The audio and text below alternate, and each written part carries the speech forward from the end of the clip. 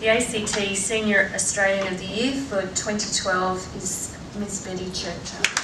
I feel extremely honoured to be selected and humbled because I don't know that I deserve it when I see the quality of the people that have come up before me. But I've had a long, very long career, and I think that this later part of it, what I call my second and third professions that happened after retirement, have probably been the most important and the most rewarding for me. I was born, I think, with a passion for communicating my enthusiasms. And my particular passion is for art. And I have a particular way of being able to communicate that. First of all, as a teacher. When I left school, I went straight back into teaching. Then in secondary schools. Then you move up the ladder, and as you move up the ladder, you're often moving yourself away from the thing that makes you of value, because you become a principal lecturer, then you become head of school, then you become a dean, and you find you're doing a whole lot of administrative stuff. And you're not doing what you really are good at. Then I went through directorships of galleries, through the Art Gallery of Western Australia, to the National Gallery here. And my role, what I wanted to do here at the National Gallery, was to show not just to other Australians, Australia-wide, what a facility we had, but to show the world what a facility we had, because we had been accepting exhibitions from all over the world as packages from museums. But I thought, no, let's not do that. We've got this expertise amongst our own curators to formulate our own exhibitions. And the first one that we did of this was Rubens and the Italian Renaissance, and we were borrowed from about 94 galleries worldwide. It was an enormous task. But we had the facilities. It was one of the extraordinary exhibitions. It put us on the map in Australia, but it put us on the map on the world.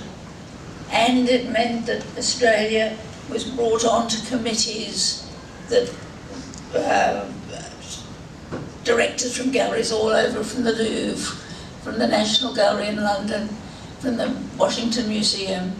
They were on this committee, but Australians weren't. We got onto that committee where we should be. And when I retired, I wondered what I would do. And I was being interviewed by, I forget who it was, and someone said to me, it had just been a germ at the back of my mind of what I might like to do. They said, we wouldn't be seeing a secular Sister Wendy, would we?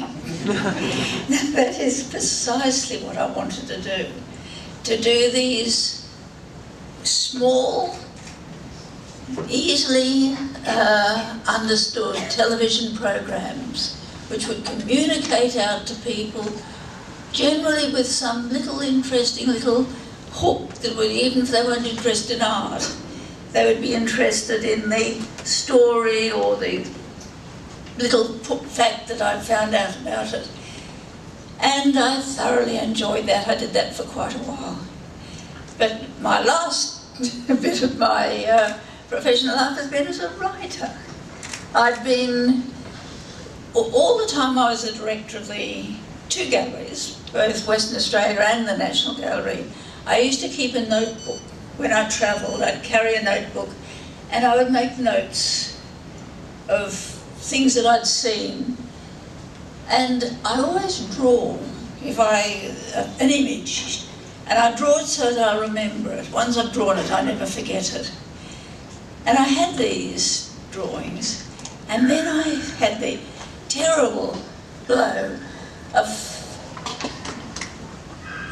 the threat of losing my sight completely. This sight eye went completely. I got a melanoma, so it's black blind. It's no vision in that one. Then this one started to go, and I thought, my goodness, what will I look at in my black and blindness? So I went across one more time, one last time. I could only go to London and to Spain, but there were certain works that I just want to capture and to keep for myself, actually, so that if I close my eyes, I can pull them up paint stroke by paint stroke. So I've got them in my memory. And that little book, which Melbourne University Publishing produced, has been a marvellous runaway success, which I never thought of. I never intended it to be. I was doing something for the Eye Foundation to promote July, with the month of July as an eye awareness month. And the reporter, Thea de Chaos, said, could I use those notebooks that I've heard about? I didn't mention them, someone mentioned them. I said, oh yes, of course you can.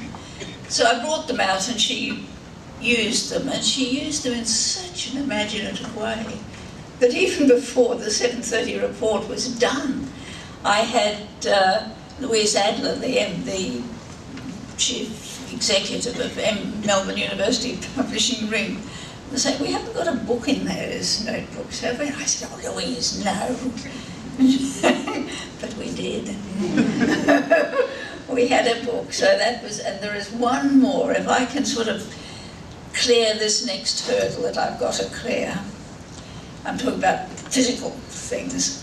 I've got one more thing that I want to do for the centenary of Canberra, and that may see me disappearing gracefully and quietly into the unknown.